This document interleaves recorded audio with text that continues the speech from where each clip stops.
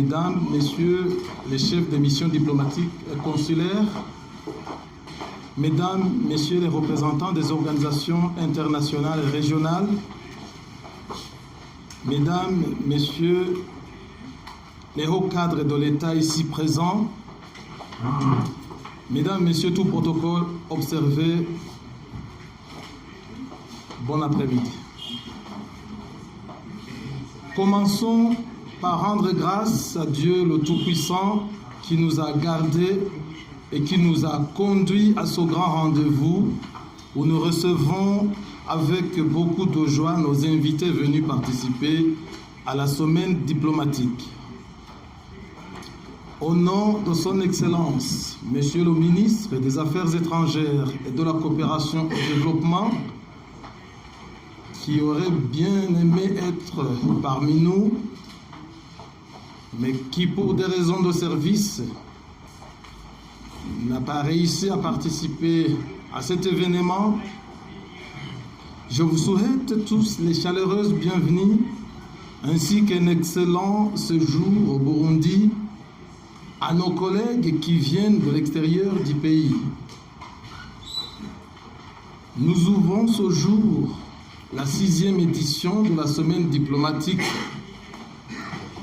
La première question qui s'oppose à tout un chacun, je me l'imagine, est de savoir ce qu'est une semaine diplomatique, son objectif, son contenu.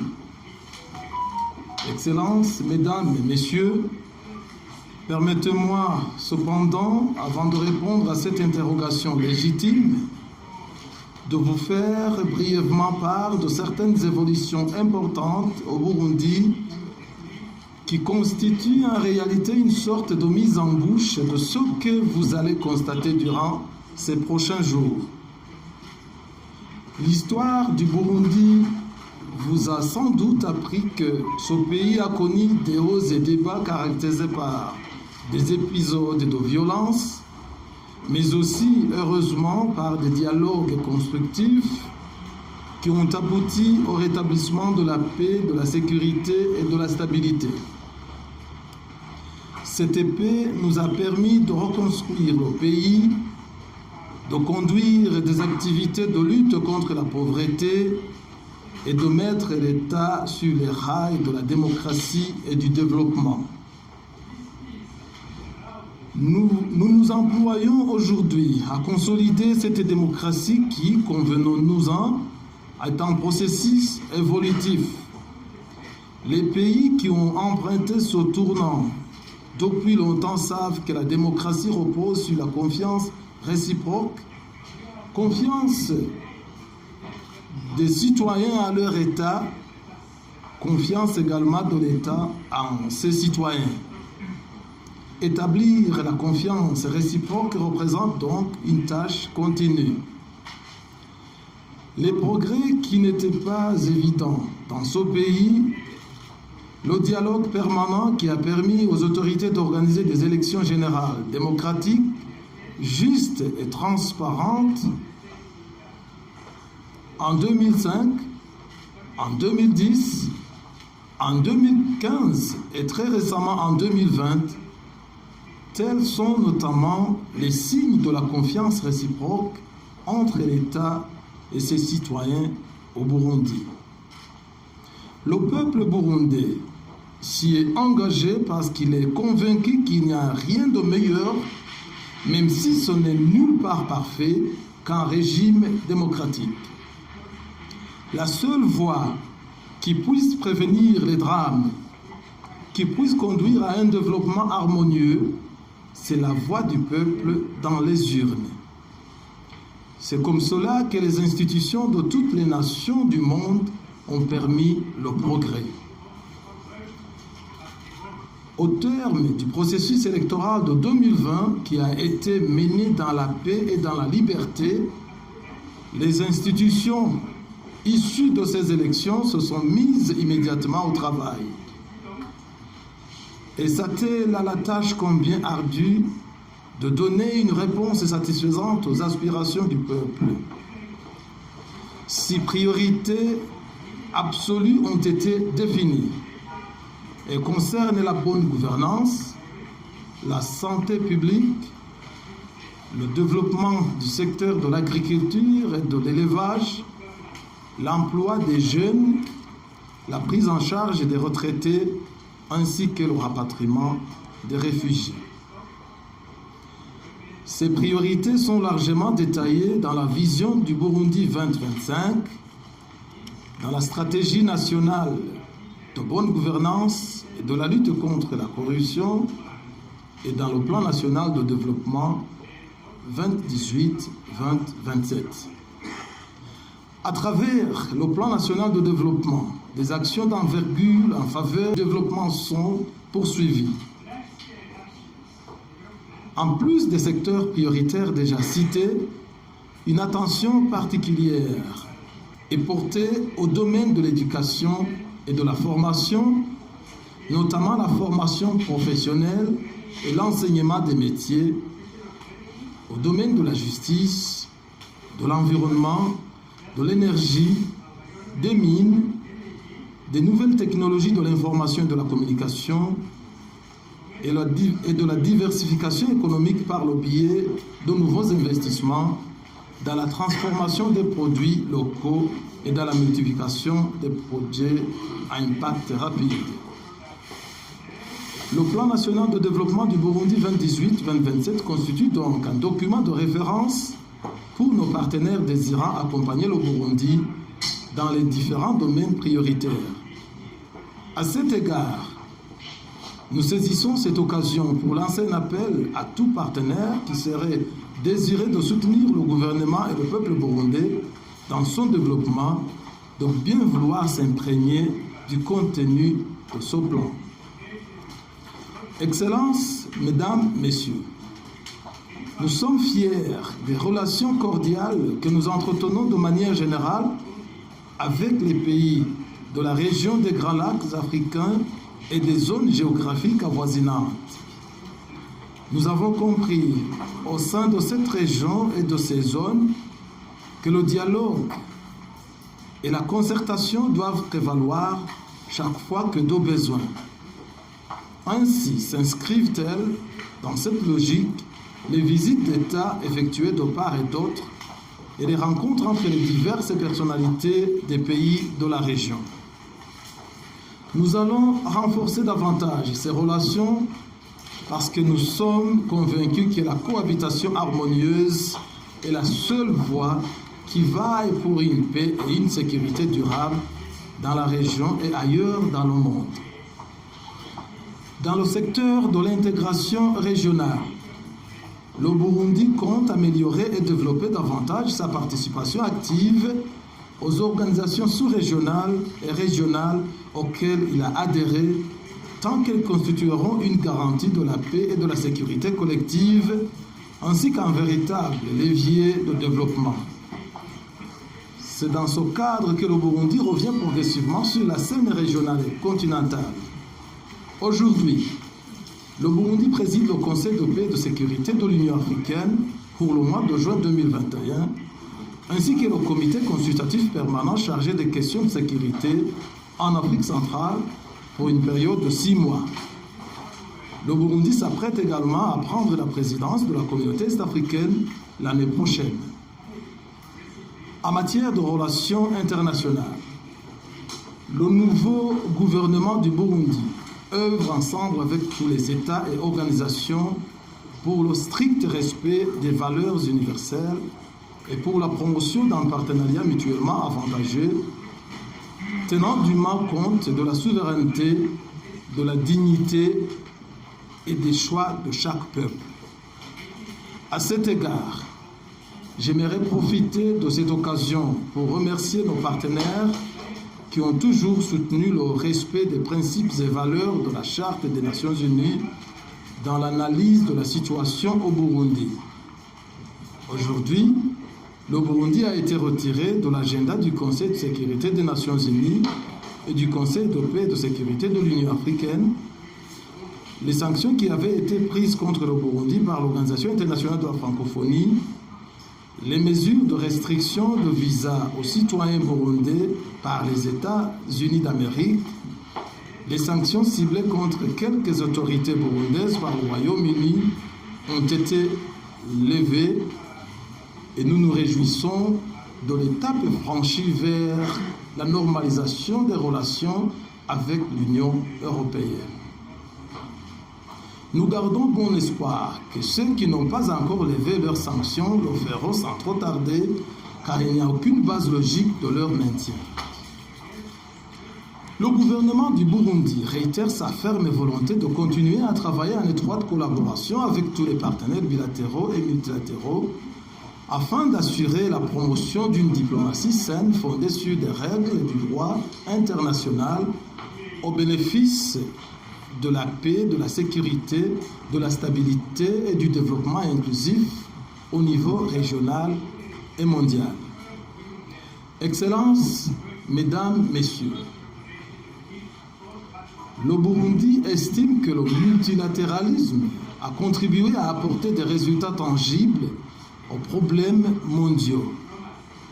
Aujourd'hui, plus qu'hier, la communauté internationale doit promouvoir, renforcer et exercer un recours permanent à cet esprit multilatéral en vue d'être en mesure de faire efficacement face aux nombreux défis actuels. Le premier défi fondamental, à notre avis, pour nos nations, c'est le défi de la sécurité collective. La lutte contre le terrorisme est devenue la principale préoccupation dans le monde. Beaucoup de pays en ont souffert directement ou indirectement, avec des coûts énormes en vies humaines et en moyens matériels et infrastructurels. La conjugaison de nos efforts dans la lutte contre le terrorisme a permis d'indéniables succès.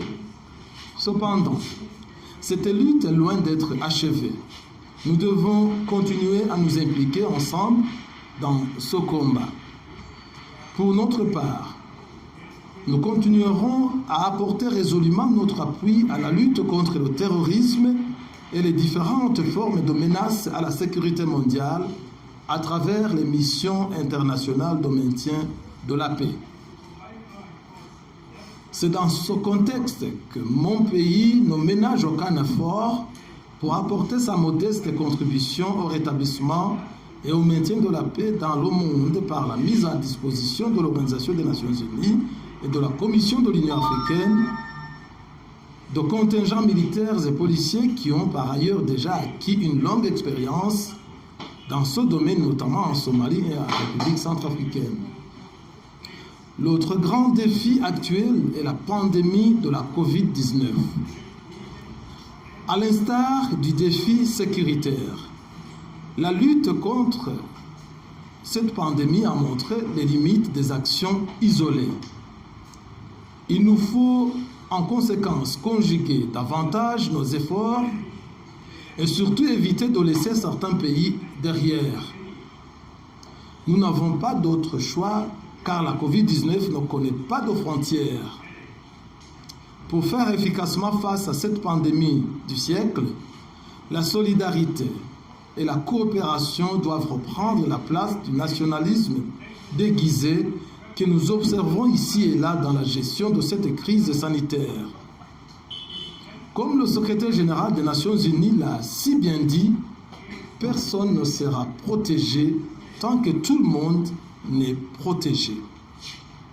Ces deux défis majeurs, de même que ceux que nous ne pouvons pas citer et détailler ici, pour économie de temps, comme le changement climatique, la migration internationale, la lutte contre les armes nucléaires et de destruction massive, les objectifs de développement durable, etc., relèvent de notre responsabilité collective. Il nous faut alors renforcer une action commune, durable et déterminée dans un esprit de solidarité et de coopération mutuellement avantageuse. Excellences, Mesdames, Messieurs,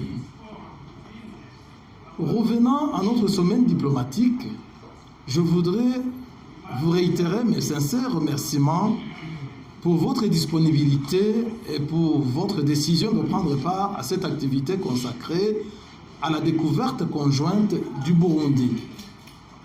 Cet événement part du souci de créer un cadre diplomatique d'échange démuni des protocoles et autres solennités. Nous voulons d'une part faire connaître le Burundi, sa beauté physique, son identité culturelle, ainsi que les efforts consentis par le gouvernement pour améliorer encore et toujours le bien-être et le niveau de vie de la population burundaise. La semaine offre d'autre part un moment particulier aux acteurs burundais de la diplomatie, aux membres du corps diplomatique et aux représentants des organisations internationales et régionales d'échanger dans une atmosphère décontractée sur des questions nationales, régionales et internationales d'intérêt commun et fraterniser davantage.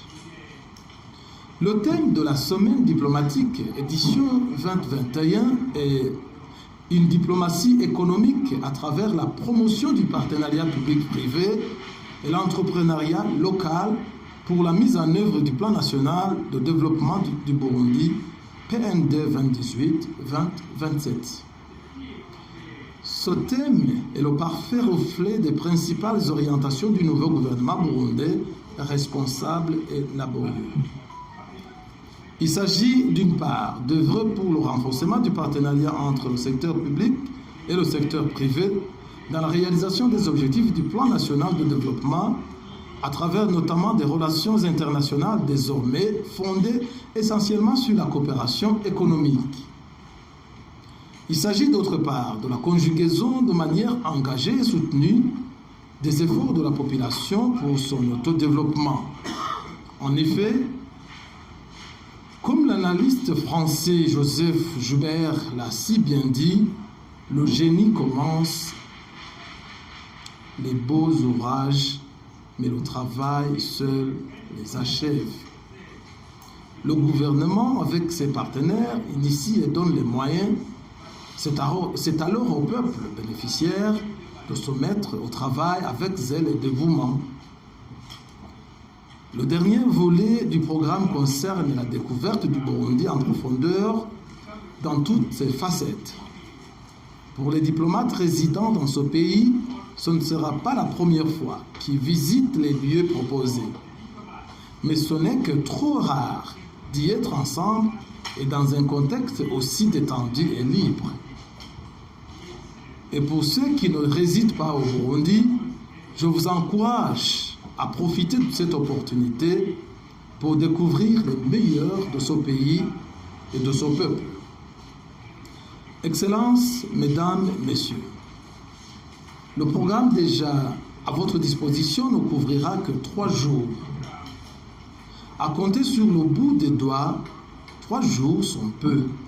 Cependant, apprêtez-vous bien car ils seront assez mouvementés à voir les lieux importants à visiter sur le plan économique et de développement, ainsi que sur le plan culturel, touristique et historique. Cette excursion au fin fond du Burundi sera révélatrice d'un autre côté des Burundais, travailleurs, toujours pleins d'espoir et d'optimisme, qui essayent de s'en sortir malgré les difficultés économiques que connaît la majorité d'entre eux. C'est cette résilience d'un peuple face à des situations d'adversité qui lui permet chaque fois de remonter la pente, de se relever et de rester debout. Avec l'accession au pouvoir de son Excellence, M. Évariste Ndayishimiye, le mot d'ordre est de faire du Burundi un État laborieux. C'est dans cette ligne que sont placés les différents sites à caractère économique ou porteurs de projets que nous visiterons, lesquels visent notamment l'auto-emploi chez les jeunes comme solution au chômage et le soutien aux entreprises productrices en vue d'arriver à l'autosuffisance. Tel est le défi majeur de notre pays et du monde à l'heure actuelle si la pandémie de la Covid-19 ne s'était pas immiscée pour s'ajouter à la liste pour devenir l'un des principaux défis du monde aujourd'hui. Excellences, Mesdames, Messieurs, avant de conclure ce mot d'ouverture, je voudrais encore une fois exprimer ma satisfaction pour votre présence et tout en vous encourageant à ne pas baisser la garde dans l'observation des mesures barrières contre la COVID-19 durant l'excursion, laissez-moi vous souhaiter avec moi-même inclus une bonne route dès demain, une merveilleuse découverte. Pour ceux qui voudraient prolonger leur séjour pour découvrir davantage les merveilles du Burundi, je ne peux que vous y encourager car cette visite au Burundi est une opportunité qui ne revient pas chaque fois. C'est sur ces mots que je déclare ouverte la semaine dédiée à la diplomatie au Burundi, édition 2021, et je vous remercie de votre aimable attention.